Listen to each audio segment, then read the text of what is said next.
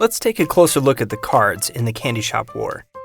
There are 6 different types of cards: heroes, candies, villains, locations, artifacts, and rewards. To start the game, players will choose which hero they want to be. Here's Nate. The number in the heart shows his maximum health. On the right, we've got Nate's pocket size. On the left, we got Nate's basic attack. It takes 2 dice of any number to activate Nate's basic attack, which inflicts 1 damage on a villain. On the right, we've got Nate's pocket size. This number inside the pocket lets you know how many candies Nate can have in play at once. This brings us to candy cards, which are the real heart of the game. Here are a couple of candy cards in the game. Let's take a closer look at Shock Bits, the most prevalent candy in the game. At the top right, we have the candy's pocket cost. Candy cards come in pocket costs ranging from 1 to 3. Remember how Nate has a pocket size of 4? That means that Nate can have cards in play whose pocket costs are equal to or less than his pocket size of 4. So he could have 4 copies of Shock Bits on the field at once, or 1 Flame Outs and 1 Shock Bits, or 1 Peak Performance and 2 Shock Bits, and so on. The text box of candy cards is split up into 4 parts. First, the requirement, which tells us what combination of dice is required to activate it. Next is the dice spot, indicating how many dice are used to activate this card. Then we have the effect, describing what the card does upon activation. Finally, this green circle indicates how many times this card can be used before it must be discarded. In the case of Shock Bits, it's just a single use, but some cards have multiple uses. At the beginning of a player's turn, he will choose which location to occupy.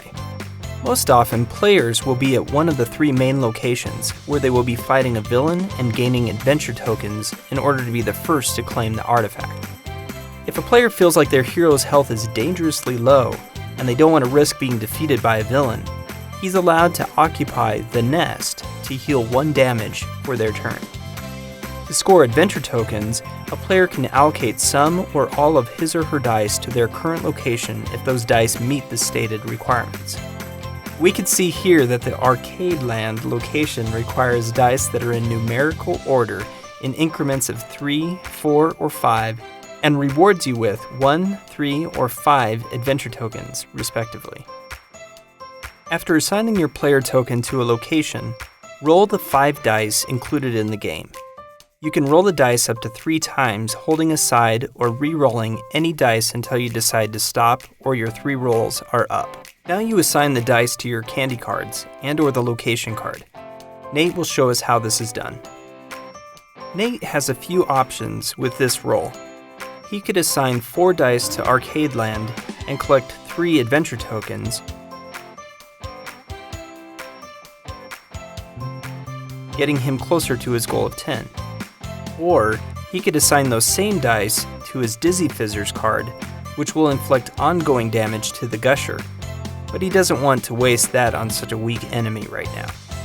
Nate decides to forego both those options and assigns the 2 4s to his Shock Bits to deal 2 damage to the Gusher, and then to assign his 1, 2, and 3 to Arcade Land, receiving 1 adventure token. He feels confident that he can deal 3 damage to the Gusher on his next turn, based on cards in his hand. Once you've finished assigning your dice, the card effects activate, such as doing damage to a villain, readying a candy to fortify against an attack, and placing adventure tokens on a location. Now let your opponent take control of the villain at your current location. He will roll the die or dice indicated on the villain card and follow through with the effects designated on the card. Looks like the Gusher does 2 damage to our hero. Ouch. If you ever deal enough damage to a villain to equal or exceed its health, it is defeated and discarded, and you receive reward cards based on the level of the villain. Let's say that Nate defeated level 2 villain, Giant Black Widows. Nate would get to draw 2 reward cards. Regardless of how many reward cards you get to draw, you only ever get to keep 1, so choose wisely. Reward cards add flavor to the Candy Shop War card game, introducing useful power-ups to your hands which can give you one-time or ongoing benefits. But just because you've defeated one villain doesn't mean you're safe.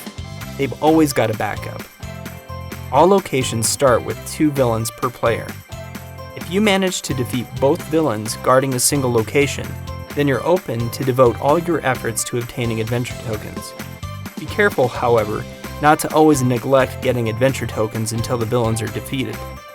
At any time, your opponent could swoop in and start earning adventure tokens. It's a careful balance to strike. If you ever collect enough adventure tokens on a single location equal to or exceeding its required amount, then you receive the artifact card hidden behind it. Display this card face up next to you in a score pile. Your points are open information throughout the game. All players at this location are forced to leave, and the location and villain cards are discarded. A new location card will take its place, along with another hidden artifact and villains to protect it. After your opponent rolls for the villain, it's their hero turn, while you get to roll for the villain. The cards and dice combination will engage gamers and non-gamers of all ages. The Candy Shop War card game is fun to play, easy to understand, and a strategic game that you'll want to play again and again. Plus, if you're the parent of an avid gamer, but reluctant reader, introducing a child to this game just might spark his or her interest in reading as they delve into the magical realm that Brandon Mull has created in the Candy Shop War.